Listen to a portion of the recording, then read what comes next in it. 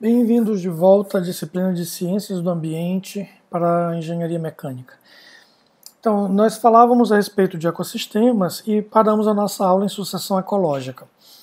Por que esse tema é extremamente importante? Porque a gente precisa entender que mesmo que um sistema esteja em equilíbrio, ele sofre modificações ao longo do tempo. Por isso nós dizíamos que um ecossistema é aquela comunidade naquele espaço físico, naquele tempo. Passado o tempo, existe uma série de substituições, ou seja, aquele equilíbrio dinâmico que o ecossistema tem, ele vai alterando o próprio ecossistema com o passar do tempo. Então nós temos sucessões, alguns autores dividem, né, a sucessão em primária e secundária, alguns não aceitam essa divisão, mas enfim, nós temos aí na sucessão chamada de primária uma mudança no ecossistema dentro do mesmo tipo de ecossistema. Então, por exemplo, nós temos um ecossistema aquático, aqui à nossa esquerda, e inicialmente a água ela tem poucos nutrientes, principalmente fósforo. O fósforo não é muito solúvel em água. Então, a falta de fósforo, principalmente, vai fazer com que as plantas cresçam pouco nesse ambiente. Eu tenho pouco fitoplâncton, eu tenho poucas bactérias. Então, essa ausência de produtores faz com que o meu ecossistema seja bastante pobre do ponto de vista de diversidade de espécies, quantidade de indivíduos e tudo. Com o passar do tempo, esses poucos organismos que estão ali, eles realizam, né, estabelecem uma comunidade que vai interagindo e que vai atraindo mais organismos, né, que vai crescendo o número de indivíduos. E essa presença desses organismos faz com que mais nutriente vá se solubilizando na água. Eu acabo tendo mais disponibilidade de nutrientes. Isso vai evoluindo até eu chegar a um ponto em que eu tenho já uma comunidade de vegetais mesmo, além das bactérias, das algas, eu vou ter aí plantas que começam a se fixar, tanto as flutuantes como as que se fixam no fundo do leito, né, desse corpo d'água, e isso atrai insetos, atrai anfíbios, atrai peixes. Então eu começo a ter um esquema, né, uma distribuição de espécies maior, uma diversidade de espécies maior. Obviamente que esses organismos eles começam a também aportar nutrientes. Então esses organismos animais, por exemplo, que comem essas plantas ou que comem uns aos outros, defecam e essas fezes ou os próprios cadáveres, ao se decompor, liberam mais nutrientes, fazendo com que esse sistema então vá ficando cada vez mais complexo. Na chamada sucessão secundária, um ambiente aquático, por exemplo, pode se transformar num ambiente terrestre. E isso acontece ao longo de muito tempo, dependendo do tamanho desse corpo d'água, da entrada de nutrientes, isso pode levar a milhares de anos. Mas nesse caso, o que vai acontecendo é que, naturalmente, o ecossistema vai avançando e vai modificando e vai trazendo mais espécies, né? Esse corpo d'água vai ficando cada vez menos profundo, ele vai sendo soterrado ou pela entrada de areia mesmo, ou pela deposição da matéria em suspensão nesse corpo d'água. Mais organismos são atraídos aí, animais maiores vêm beber água, novamente defecam ou morrem e deixam seus restos em decomposição. Isso vai aumentando a fertilidade da água e até que, enfim, esse ambiente aquático dá lugar ao ambiente terrestre. O nome dessa mudança de um ambiente aquático para um ambiente terrestre é eutrofização. Ela acontece por causa de um aumento contínuo na concentração de nutrientes que vai levar, então, a essa mudança, né, do ambiente aquático para o ambiente terrestre. A eutrofização acontece naturalmente, como eu disse, numa escala temporal longa. Os seres humanos colocariam aí nesse corpo d'água uma boca de esgoto e nós entraríamos, né, aportaríamos nesse ambiente uma maior quantidade de nutrientes. Então essa entrada excessiva de nutrientes faz com que esse tempo de sucessão seja diminuído. E a eutrofização deixa de ser natural e passa a ser uma eutrofização artificial, onde o ambiente aquático tende a passar para o ambiente terrestre em uma escala temporal muito menor do que o que aconteceria naturalmente, obviamente causando aí impactos ambientais, quer seja a diminuição de oferta de água, né, quer seja a extinção de algumas espécies, a invasão, né, de outras espécies que vão se beneficiar desse novo ambiente terrestre e assim por diante. Então, a eutrofização ela pode acontecer naturalmente, numa escala temporal mais longa, ou ela pode ser encurtada pela entrada de nutrientes, quer seja por resíduos sólidos, efluentes de esgoto doméstico e coisas assim. Então, os ecossistemas eles são divididos, né, de acordo com o seu tipo. E eu tenho, por exemplo, no caso dos ecossistemas terrestres, a gente vai ter as florestas, que são caracterizadas pela presença de grandes árvores que acabam formando um teto verde, né? Os desertos, que são exatamente o oposto da floresta, são ambientes secos, com baixo índice de chuva, um clima muito mais árido e por isso mesmo uma presença muito rara, né, de indivíduos. Você vai encontrar uma diversidade, existem organismos de diferentes espécies aí, mas em quantidade pequena e espaçada, né? São grandes áreas com poucos organismos. O contrário da floresta, que são áreas com uma grande biodiversidade, com um grande número de indivíduos. As chamadas pradarias são aqueles ambientes que ocupam as planícies, são formadas por uma vegetação de menor porte, elas por vários momentos podem estar inundadas, né? As savanas são ambientes mais ou menos de transição, geralmente de clima tropical, e apresentam uma estação bem marcada, chuvosa e outra seca. Essa vegetação também não é muito grande, eu posso ter muitos arbustos e algumas árvores com uma boa distância entre elas, e é muito comum que na savana haja fogo.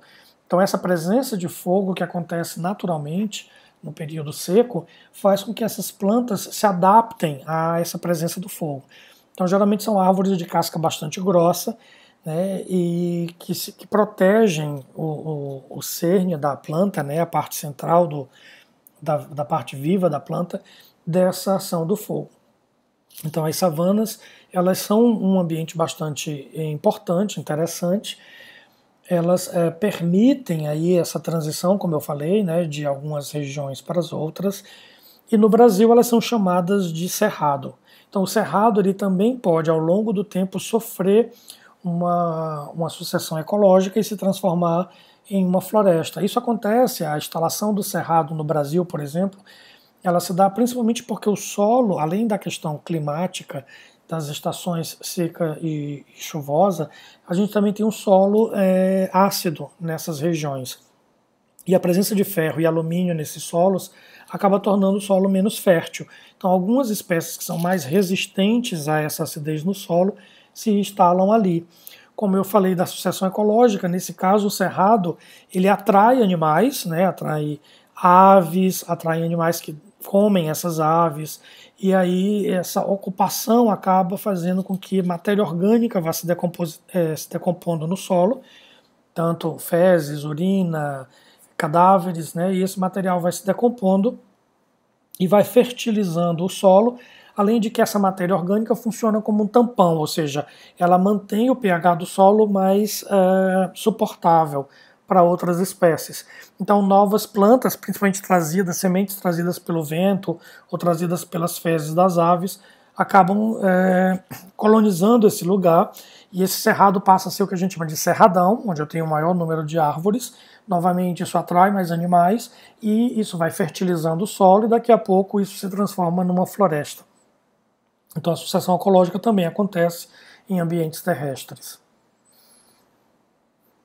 No caso dos ecossistemas costeiros, né, ao longo da costa, entre então o ambiente terrestre e o ambiente marinho, a gente vai ter as restingas, que são depósitos de areia com alguma vegetação, geralmente vegetação rasteira. Fora a vegetação rasteira, os coqueiros, né, algumas palmeiras se adaptam a essa presença de sal e de areia, mas de modo geral o que a gente encontra é uma vegetação bastante rasteira e alguns animais como lagartos, cobras, enfim, existe aí uma biota característica desse lugar. Os manguezais, que são característicos de ambientes tropical e subtropical, eles são muito encontrados nesse ambiente de transição, onde o rio encontra o mar. Isso acontece porque a mistura de água doce com água salgada faz com que a matéria orgânica que os rios trouxeram, né, ao longo do rio, vai se decompondo matéria orgânica proveniente de plantas, de animais, e esse material orgânico está dissolvido nessa água doce. Quando ela entra em contato com a água salgada, o sal do mar muda a força iônica dessa água, e aquelas moléculas que são apolares ou pouco polares, elas ficam menos solúveis. Então elas formam um floco, e esse floco vai para o fundo, né, se depositar na forma de um gel. Esse material vai se decompondo ali na ausência de oxigênio e vai liberando substâncias reduzidas, como a gente chama. Por exemplo, o gás sulfídrico, que tem aquele cheirinho de ovo podre, o gás metano, a amônia. Então esse material vai sendo produzido nessa região e outras transformações acontecem na matéria orgânica. Então esse material é extremamente nutritivo e vários organismos acabam se instalando ali para aproveitar esse material. Então a gente até diz que o mangue é o berçário do mar, porque muitos organismos vêm desovar no mangue, uma vez, né, que esse material aí garante os nutrientes necessários para as suas larvas. Então esses manguezais formam verdadeiras florestas. Se você vai no manguezal, numa região com pouca ação humana, você encontra árvores aí de 30 metros, 40 metros. Então você tem realmente árvores bastante grandes, todas elas fixadas no fundo de lama, né, que tem ali no manguezal. E os chamados sapais, né, ou marismas, são depósitos de sedimentos, muito parecido com o que acontece no manguezal, mas em regiões que não são tão quentes. Então, como eu tenho um clima mais duro, né, com estações do ano mais marcadas e com frio acontecendo em algumas épocas do ano, eu não consigo ter o desenvolvimento de grandes árvores como eu encontro nas regiões de clima tropical e subtropical. Então, nessas regiões a gente tem algo que se parece muito com um gramado, né, parecem gramas, parecem caniços, e elas fazem o mesmo papel do mangue, só que agora a cobertura vegetal ela é bem mais, como é que eu posso dizer, ela é menor, né, e ela é bem mais simples, ela não é tão complexa quanto uma árvore de mangue. No caso dos ecossistemas aquáticos, a gente tem a água doce, nós temos aí os pântanos, que são aqueles lugares que eram originalmente planícies e que foram sendo alagados ao longo do tempo, então é um ambiente que encontra características de terra e de água. Nós temos os lagos, as lagoas, os rios, que são todos ambientes de água doce. Depois nós temos os mares, que são regiões de água salgada, mas com um certo fechamento. É muito comum a gente usar a palavra mar para qualquer água salgada, mas a verdade não é isso. O mar é um ambiente de água salgada sim, mas que tem um certo isolamento dos oceanos, né? Geralmente isolamento físico, aí por uma passagem por um estreito, ou ilhas, um conjunto de ilhas, que faz com que essa água fique mais reservada, como é o caso do Mar do Caribe, como é o caso do Mar Mediterrâneo e assim por diante. Nós temos as geleiras, né, que são as massas de gelo que se depositam em cima das montanhas, e nós temos os oceanos, que são já essas massas de água maior, né, água salgada, de grande extensão. Entre, claro, outros aí menores, né. Então, os lagos e lagoas são chamados de ambientes lênticos, porque a água quase não se move ou se move muito lentamente por ação exclusivamente dos ventos.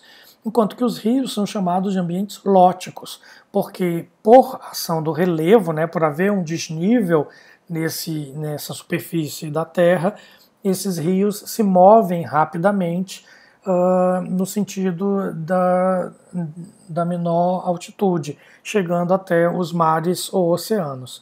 Então, esses ambientes, por terem essa característica de movimentação mais rápida, eles transportam os nutrientes com mais eficiência e os processos acontecem de forma diferente. Em alguns rios, nós temos, por exemplo, o fluxo turbulento, né? Não apenas o fluxo laminar, mas também o fluxo turbulento, que aumenta a dissolução de gases, como é o caso do oxigênio da atmosfera, e isso acaba afetando bastante a dinâmica, as reações químicas e os organismos vivos que se desenvolvem ali. Bom, na água salgada, então, nós também temos diferentes zonas, né? O oceano ele não é todo igual. Então, nós temos uma região de plataforma continental, onde a água tem uma determinada turbidez, né, a presença aí de água do rio, de um fundo que é revolvido pelas ondas, tudo isso acaba aumentando a turbidez desse ambiente, então a penetração de luz é diferente. Quando a gente fala no oceano aberto, a gente tem muito menos material em suspensão e por conta disso a luz penetra muito mais. Então a zona eufótica, como é chamada, é a região onde acontece a fotossíntese, é uma região muito mais profunda. E aí você tem uma diferente distribuição dos organismos ao longo dessa coluna d'água. Lá no fundo dos oceanos, onde a gente vai ter, por exemplo, os abismos, né, a gente vai encontrar espécies que se desenvolveram, que se adaptaram a viver com alta pressão e com ausência total de luz. Então, aí a fotossíntese não acontece. Os organismos primários, aqueles que transformam energia, né, e matéria inorgânica em matéria orgânica, produzindo açúcares, gorduras e proteínas, são organismos que fazem quimiossíntese. Então, o que acontece é que nessa região mais profunda, a gente pode ter uma ação vulcânica e a água que vem desses vulcões, né, essa água aquecida que vem dos vulcões, ela traz ácidos como ácido clorídrico, ácido sulfúrico, ácido nítrico, e esses ácidos acabam sendo utilizados pelos organismos quimiosintetizantes e retiram daí então energia para produzir a biomassa. E aí, né, os herbívoros comem esse material, os carnívoros comem os herbívoros e a cadeia trófica se desenvolve aí mesmo na ausência de luz. E a parte mais profunda dos oceanos é chamada diadopelágica. Se achava que não havia vida, mas hoje em dia a gente já encontra uma série de organismos vivos bastante diferentes nessas regiões. Os oceanos são, na verdade, divididos em 5 oceanos, né? Nós temos os oceanos austral e fugiu a palavra agora.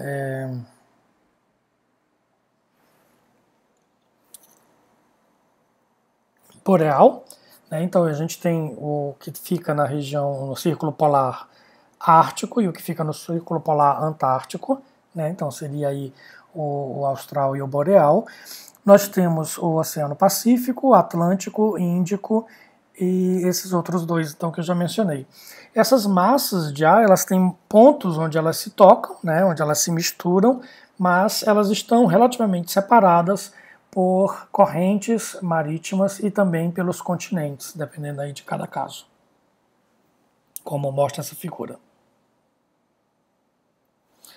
Bom, como eu falei da penetração de luz, né, então realmente há uma diferença entre a penetração de luz perto da costa, que é o que a gente vê do lado direito da figura, e no oceano aberto, como a gente vê aqui no lado esquerdo da figura. E aí surge uma pergunta, assim, por que o oceano é azul, né? É claro que a cor dos oceanos é muito influenciada pela presença de algas. Um oceano como a gente vê no Maranhão, em São Luís, ele é mais pardo por causa de uma grande concentração de algas que tem essa cor marrom. Mas a cor do mar, mesmo o oceano, na ausência dessas espécies que mudam a cor do oceano, ele tende a ser azul. E essa tendência do oceano de ser azul é observada exatamente na figura da esquerda, onde a gente vê o oceano aberto. O que a gente percebe aí é que a luz vermelha ela é absorvida nos primeiros metros de profundidade. Depois a luz amarela, depois a luz verde, e o que penetra mais é a luz azul. Então isso acaba pintando o oceano de azul. A gente consegue ver a luz que passa, aquela que é absorvida a gente vê menos. Por que a luz vermelha é tão absorvida assim, né, nos primeiros metros? Além da propriedade da água de absorver essa luz mais do que o comprimento de onda azul, além disso a gente também tem espécies fotossintetizantes que elas são verdes, né, ou azuladas, exatamente porque elas absorvem luz no comprimento de onda vermelho ou amarelo. Então essas espécies, né, que são essas algas verdes, essas algas azuis, elas estão em grande quantidade e elas modificam também a cor do oceano, tornando ele mais azul do que ele seria na ausência dessas espécies. Então isso acaba pintando o oceano de azul. Qual é a importância disso?